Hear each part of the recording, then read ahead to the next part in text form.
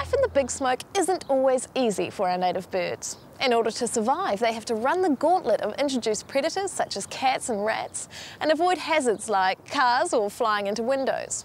Sometimes they get injured and come off second best. That's why the bird rescue ladies around Auckland are so important.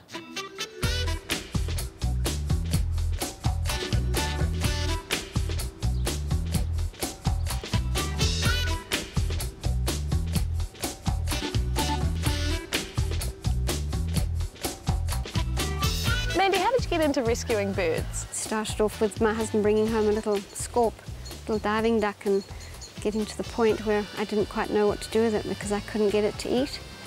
And I took it through to one of the other rescue ladies, Hilary Stollery, and just watching her work with it was just amazing. Putting tubes down its throat and doing this and doing that, I just thought I need to know how to do this and haven't looked back since.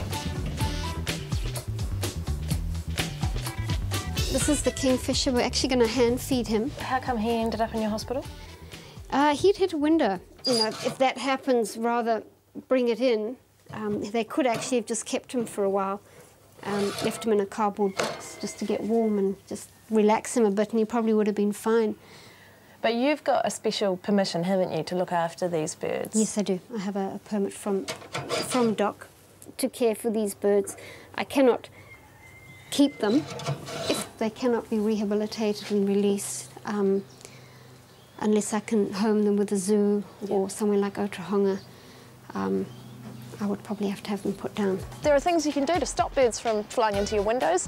You can hang something in them or even put stickers on them so that you can discourage them from flying away. But now it's his turn to fly away, so we'll let you go.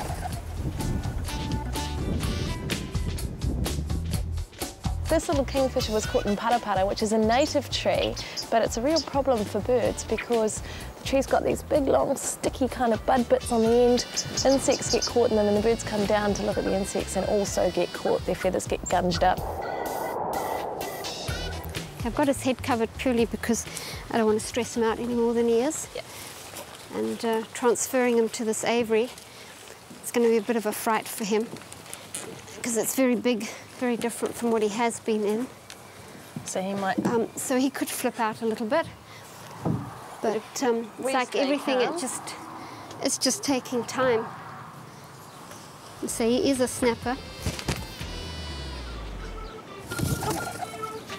How important is it for you to work with the other bird rescue ladies throughout the Auckland area? Oh, it's terribly important.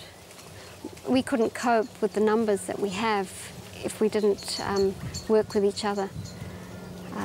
There's 8 different centres and we're located all around Auckland, and we all have a very good relationship. It is possible for our native wildlife to live among us in towns and cities, but sometimes they need a little extra TLC. People like Mandy help ensure that our sick and injured townie birds have a chance to survive.